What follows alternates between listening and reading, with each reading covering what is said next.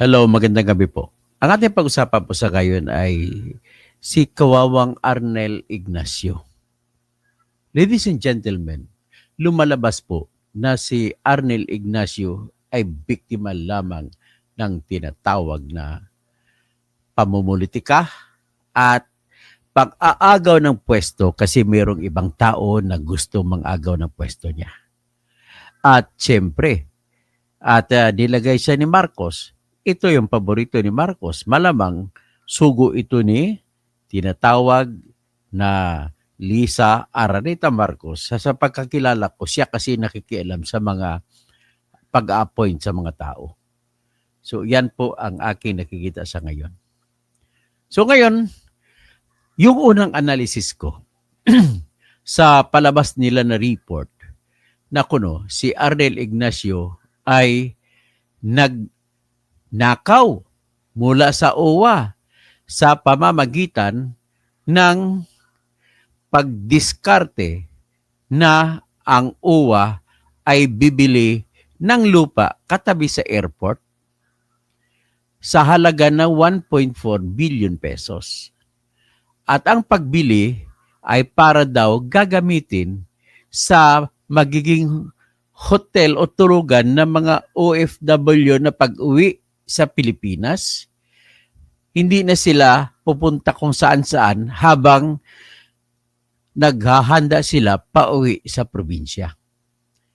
Ibig sabihin, ang hirap ka naman ng sitwasyon ng mga OFW pag umuwi sa Pilipinas ay mag-hotel pa, gagastos, ang konting natipid nila, hindi naman kalakihan at natipid ng mga OFW natin, ay mapupunta pa sa hotel, makukusan sa ng gastos. Kaya naisipan ito nila ni Arnel Ignacio na magpatayo ng halfway house kung tawagin. At kung ikaw naman ay OFW, napapalipad at naghihintay ka ng iyong tinatawag na paglipad papunta sa trabahuan mo, pwede ka ring pupunta dyan, dudulog ka sa halfway house at dyan ka tutulog para sa mga OFW. So ngayon, napagdiskitahan ito, binalita sa pamamagitan lamang ng isang sulat kuno, na walang pirma, kung sino mga nakasulat doon na nagsusumbong sa Malacanang na si Arnel Ignacio daw ay bumibili ng 1.4 billion na lupa na hindi daw dumaan sa Board of Trustees ng UWA. At nagkabigayan na daw ng pera, mga 36 million sa mga tao, sa isang tao na naggumit na sa transaction na 36 million daw. So ngayon, tinanggal siya because of that. At pinaupo, kapalit niya yung deputy, yung isang deputy nila dyan, yung matabang babae. At hindi ko naman alam kung ano, hindi ko siya kilala. So therefore, wala ako masabi kung anong motibo niya. Pero isa lang masasabi ko, sa ngayon po, nung unang nag-vlog po ako, hindi po ako naniniwala sa ginawa nila na nagnakaw si Arnel Ignacio. Bakit po ako hindi naniniwala? Kasi po, hindi po pwede mangyari ang bilihan ng lupa kung walang pagpayag ng Board of Trustees. Ngayon, sinabi ng akusasyon sa kanya ni Kakdak, ang hepe ng Department of Migrant Workers at saka ng iba pa, na bumili raw si Arnel Ignacio ng lupa, 1.4 billion ang halaga, na hindi daw dumaan sa Board of Trustees ng UWA. At ang Board of Trustees ng UWA ay si Hans Kakdak ang chairman. Okay? So ngayon sabi ko, hindi po pwede mangyari. Bakit? Ang rason ko po ganito. Hindi po pwede ilabas ng ang SARO kung walang katumbas na ebidensya na pumayag ang board ng UWA. See? Ngayon, bago po bayaran ang may-ari ng lupa na binili ng UWA, ay dadaan ito sa tinatawag na internal auditor nila at yung kanilang cashier. Tapos, pero dahil malaki ang pundo, walang pera na ganun kalaki ang cashier ng UWA. So ano mangyayari? Ang proseso po ay ganito.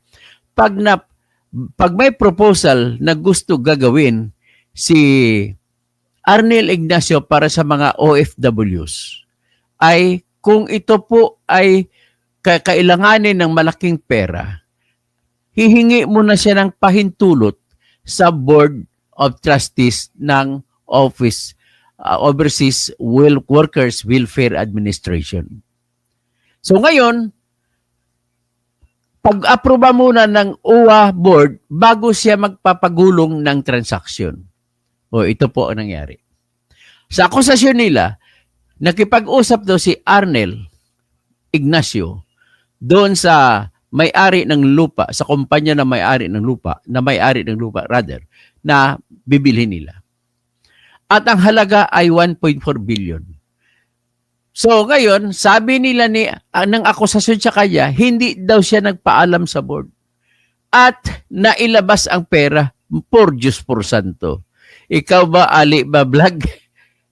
Maniwala ka ba na ilalabas ang pera na walang approval ng board? Your honors. Mga giliw ko na mga taga-subaybay ko, huwag po kayo maniwala sa mga fake news. Kasi bakit? Wala pong pera na maaring ilalabas ang Department of Budget and Management at saka Bureau of Treasury. Kasi DBM po nag-approve ng SARO. Lahat po ng transaction sa pagbibili na kung ano-ano, transaction sa pagkonstrata o kung ano man sa pagbabayad sa kontraktor, walang mangyayaring pagbabayad po kung hindi dadaan sa pamamagitan ng tinatawag na SARO. Ano yung SARO? Special Allotment Release Order. At ang SARO naman po ay inaaproba po yan ng Department of Budget and Management. So ngayon, paano naman aprobahan ng Department of Budget and Management yan? Ito ay aprobahan ng DBM kung may approval ang board ng UWA. At saka kung may approval ang board ng UWA, kasi independent naman sila sa budgeting ng 2025 na budget law, ay may sariling pundo ang UWA. So ngayon, pwedeng aprobahan ng DBM kung may katumbas na dokumento na nag-approve, pumayag ang board ng UWA na bibili ng lupa. Therefore, kung nirelease ng DBM ang pera na 1.4 billion, ibig sabihin po ay aprobado ng UWA board. See? So ngayon, pag tinawag nila ni Hans Kakdak na secretary ng DMW or Department of Migrant Workers na illegal ang transaction, sinong paparusahan? Si Arnel Ignacio? Eh di yung nag-release ng pondo, parusahan nyo rin. Yan ang pinaka-primary, yung DBM, Department of Budget and Management na official na nagpirma sa pag-release ng SARO, parusahan nyo rin. Yung UWA, kung walang UWA na approval. Eh ngayon, inaudit din pala ito, ay bago yan i-release ang pera, ay mayroon pag tinatawag na technical working group dyan mag-approve para bibili. So ngayon, ibig mo sabihin, kaya ni Arnel Ignacio diktahan ang UWA board? Kaya ba ni Arnel Ignacio para ang UWA board magbigay ng dokumento, resolution, inaaprobahan namin ang pagbibili ng lupa na 1.4 billion? Kaya ba ni Arnel yan diktahan? Alam mo ba sino-sino ang member ng UWA board? Chairman si Hans Kakdak, na Secretary ng Department of Migrant Workers. Ang mga member niyan, yung mga president ng recruitment agencies, president ng mga OFWs, president kung sino-sino mga sector, president, secretary ng Department of Labor, secretary ng Department of kung sino pang ibang department na may kinalaman sa pagpapadala ng mga OFW sa abroad. Mangyayari ba yun? Naku, hindi po ako pwede maniwala sa sinasabi nila na nakayanan ni Arnel Ignacio mangyari ang transaksyon na 1.4 billion. Ang laki-laki nun. Nako, kahit si President BBM, hindi niya pwedeng ilabas yung perang ganun kalaki kung walang approval na kung sino-sinong dapat authority. Ay nako, maniwala ba kayo dyan? Ang totoong kwento dyan, ganito. Sa ngayon, kung ako, base po sa aking karanasan bilang abogado, ang naging nangyari dyan ay nagkabayaran at nagalit yung isang tao na hindi nabigyan ng komisyon. Kaya nagpalabasan ng diskarte na tatanggalin si Arnel Ignacio.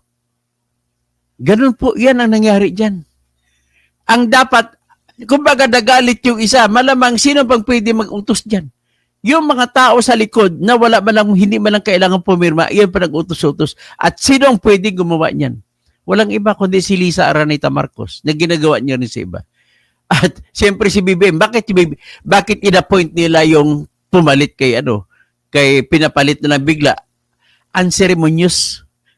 Anyway, kasi position of trust naman yan. Pag wala ng trust and confidence sa'yo, yung Pangulo, pwede ka na umalis. Pero hindi sa ganong pamamaraan. Pwede naman kausapin ng tao, pwede ka ba umalis na? Umalis, quietly. Gumawa pa kayo ng drama. Kasi bakit pa kayo gagawa ng drama? Bakit kinakailangan paggawa ng drama na akusahan nyo ang tao na para paalisin kung pwede naman pakiusapan ng tao na aalis? Ito po kasi ang nangyari katotohanan. Mahal po kasi ng mga OFW si Arnel Ignacio. Kasi si Arnel Ignacio, yung performance niya bilang UWA, welfare kasi welfare ng mga OFW. Ang ginagawa niya, nagpagawa siya ng mga receiving lunch sa airport para kung dumating ang mga OFW. Yan, very important persons ang lahat ng OFW. Kung ano magkainin nyo, special dyan, kape o kung ano, nandyan kayo. Yan ang binibigay sa mga OFW. Pagkatapos, pinibisitahan, lumilipad pa siya sa abroad, sa iba't ibang lugar na abroad para makausap ang bansa na kung saan mayroon tayong OFW. Tanungin nyo lahat ng OFW, mahal na mahal si Arnel Ignacio. Yung taga Hong Kong kuno nagsulat, wala man lang pangalan, sumulat kay BBM, wala man lang perma, at inaakusa si Arnel Ignacio na bumili daw ang UWA ng lupa, 1.4 billion, at hindi daw sinangguni sa board ng UWA. No one can believe in that. Tandaan nyo po, hindi pwede lalabas ang pera kung walang dadaan sa Department of Budget and Management at kung hindi dadaan sa CUWA. Inaprubahan pa ng CUWA o pakinggan ninyong paliwanag ni Arnel Ignacio. Napakaganda. Tapos alam pa pala, ang problema dito, alam pa pala ng alam na alam ni Hans Kakdak, tapos siya mag-akusa. Anong klase ito, Hans Kakdak? Mag-resign ka na dyan. Grabe ka. Tapos ikaw pa nag-supervise ng oath-taking nung pumalit kay Arnel Ignacio. Grabe ka. Gusto nyo yung alisin ng tao, pwede naman kausapin umalis. Hindi na kailangan dadaan pa sa ipahiya nyo pa. O ito pakinggan. So sinunod namin ang lahat ng funds namin. So sinunod namin ang lahat ng mga requirements at ito ay nakapasa na bigyan kami ng special allotment release order. At nagtuloy-tuloy ang proseso hanggang sa na-acquire yung lupa. Ito po ay dinala namin sa board. Dinala namin sa board bilang report ng OWA at binusisi ng ilang technical working group na binuo rin po ng aming chairman na si Chairman Secretary Hans Kakdak. Nakaibigan ko. Walang nakitang iniliban na hakbang. Lahat ng mga requirements sinunod at sinabing maayos ang aming pagkakasunod sa RA 10752. So, ito po ang kaya ako gulat na gulat na tinawag itong anomalous deal. So, ito po ang katotohanan ng kwento. So, kaya ako nagugulat sa mga pangyayari. Pakinggan yung katotohanan ng kwento niya. Noong 2018 pa nga lang,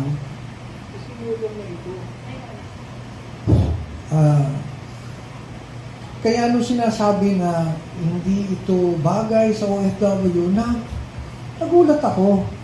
So, this is a project that we can consider a legacy project for our OFWs. Ang lupang ito, katabing-katabi lamang, katapat ng Terminal 1, is 6,499 square meters.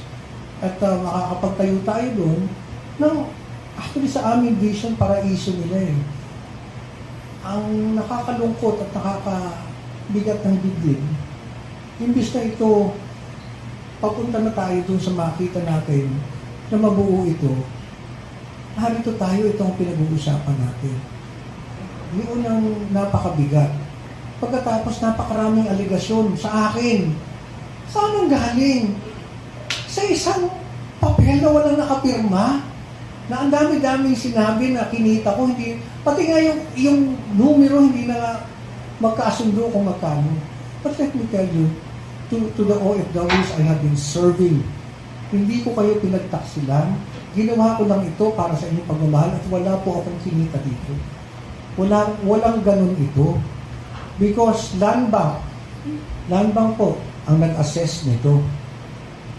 As our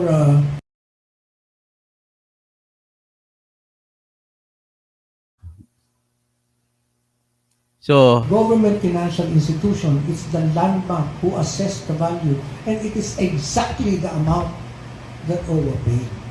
So, ibig sabihin lang po, ang Land Bank po na bangko ng gobyerno ang nagdetermina kung magkano ang presyo. So kung ganon, anong kasalanan ni Arnel doon? Unang-una po, wala pong maniniwala na sasabihin ninyo kayang-kaya ni Arnel ipalabas ang 1.4 billion. Mapapalabas mo ba lamang ang 1.4 billion mula sa treasurer ng Philippines kung mayroong special allotment release order na inaprubahan ng Department of Budget and Management.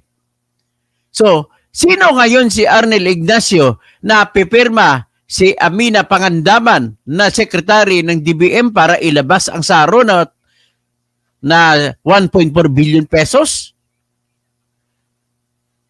Pangalawa, hindi po magkakaroon ng approval, dadaan pa sa internal auditor nila, sariling auditor nila. Ibig sabihin, kung nangyari man yan at dumaan sa internal auditor, ibig sabihin, kasabot ang internal auditor. At dadaan ba yan sa kanilang sariling accountant ng UWA? Kasi ang accountant ang nakakaalam kung magkano ang pera ng UWA. So, anong mangyari niyan? O ngayon, sabihin na natin, ang pera ng UWA ay nasa pangalan nito sariling UWA. So, hindi na dadaan ngayon sa Department of Budget and Management. Pero, por Diyos por Santo, bago mailabas yan at papayag ang bangko na ilabas ang pera, ay kailangan may perma ng internal auditor, may perma ng kanilang internal accountant, at hahanapan ng bangko yan. Kasi ang bangko nila, Land Bank, Government Bank, hanapan ng bangko yan si Arnel Ignacio ng resolution na inaproba ng OWA Board. At ang member ng board po ay secretary ng Department of Migrant Workers na si Hans Kakdak, siya pang chairman. Ang mga member, secretary ng Department of Labor, secretary pa ng iba pang departamento.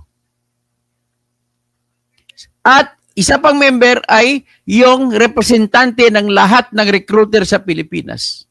Ang isa pang member ay representante ng lahat ng mga manning agencies, mga seamen. Ang iba pang representante ay yung kung sinong representante ng OFW. Ibig sabihin, kaya mo lukuhin yan? Kaya ba ni Arnel lukuhin yun? Kasunod, meron pang sabi niya, dinaan pa niya sa Civil Aviation Authority of the Philippines, CAAP.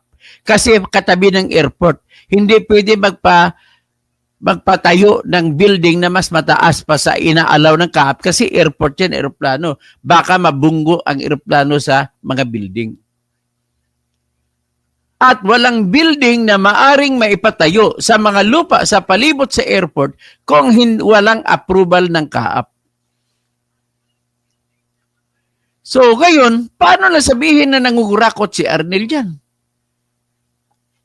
Ladies and gentlemen, wala po akong kinakampihan dito na BBM o DDS. Pero ang katotohanan lang po, sabihin ko lang, hindi ko ma-deny ang katotohanan, na zero po ang alyansa sa mga boto ng OFW voters. Zero po.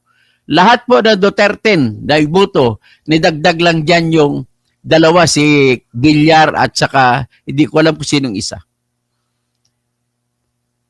At nangyari ang pagtanggal pagkatapos ng eleksyon. So, wala kang pag-isipan kung anong dahilan. Yun lamang ang nagiging dahilan.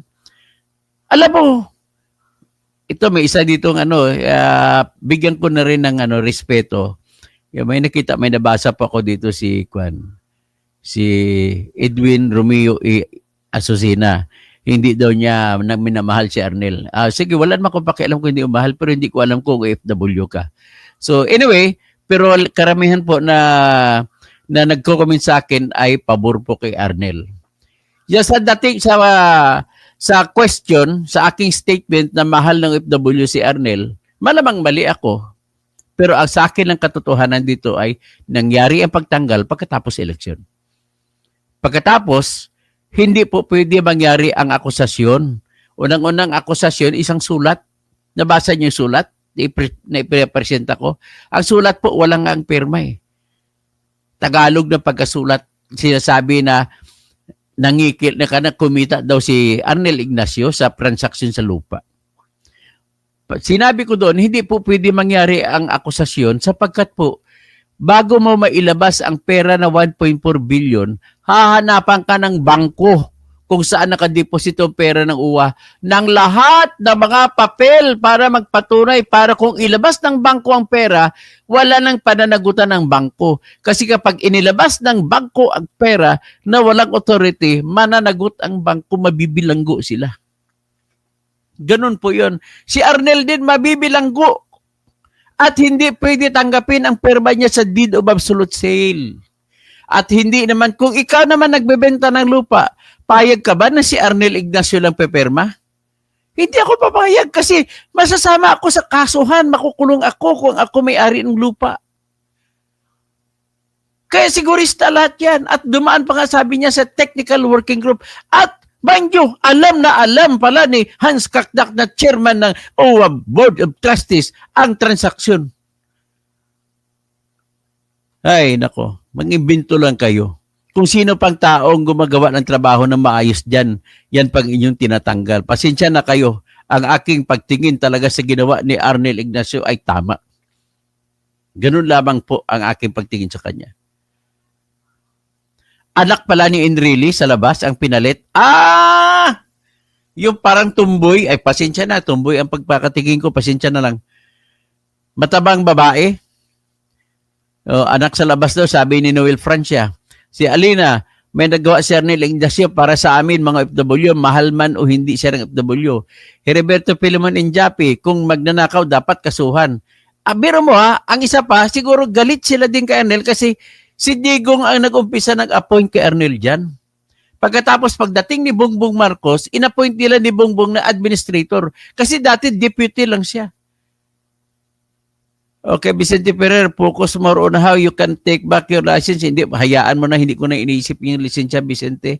Pasensya ka na, pero wala na akong pakialam dyan. Kung ganun lang naman, why should I die for that? I cannot lose my title. Kung mamatay man ako, ilabag-lagay sa lapid ako, attorney. Ganun pa rin yun. Okay lang yan. Sara Muca Reyes, yes, obvious. So, Mamerto Lawrence, lahat talaga ng inaakusahan na appointed ni Digong, automatically Toto is there to clean his name. Dapat sino naman, si April, baka hindi nakuha. Yung nga, ang nakatingin ko dyan, hindi nakakuha ng kickback ang kung sino man. Kaya siya tinanggal at ginawan pa ng akusasyon. So, Belinda Reginden, God bless, si Sir Arnel Ignacio. Then, Ilasyon, si Amy yung isa. Belinda Ragindin, bakit si Amy pala tsaka si Camille Villar ang nanalo sa FW votes? So, nagalit sila na zero ang alyansa. Belinda Ragindin, bakit si Kokak nakikialam pambihad BBM pinapayagan si Kokak ng gali? Tanggalin si BBM. Heriberto Injapi, Fernando Rafael Fernandez Cuervo, hola from Logroño, La Rioja, España. Buenas tardes. Buenas noches, Fernando. Fresco, sinibakyan si Ignacio dahil natalo ang mga manok ni BBM sa alyansa. Tama nga, yan nga tingin ko. Divers Liming, good job sir. Regent Ford, pinag-initan lang si Arnel Ignacio nang dahil natalo lahat ng kakampi sa mga FW. Emily, ganyan din ang ginawa kay Bantag at TV style yan BBM. Lorito Silyon, kawawa naman si Arnel. Alina, tama po kay Tony, di naman pwedeng gagawin ni Arnel Ignacio mag-isa. Heriberto Pilemon Injapi, tapos sanay gumawa ng katrayduran sana pag pinag-resign na lang. So, pwede naman pinag-resign na lang nila eh. Dan Colata, good PM, watching from Balot, Tondo. Emmanuel Chan, good deep katoto. Tirador, okay si Arnel, pero dapat ang komento niya ay isang paghamon na patunayan ay nag-akusa. Alam mo naman, siyempre bakla siya, di ba? Inamin naman niya bakla siya. Siyempre matakutin. Hindi natin siya masisisi. So, di ba? Anyway, Arnel Ignacio, kung kataon na nakikinig ka sa akin, tutulungan kita kung anong diskarte dito. Even to the hilt na bibigyan kita ng abogado.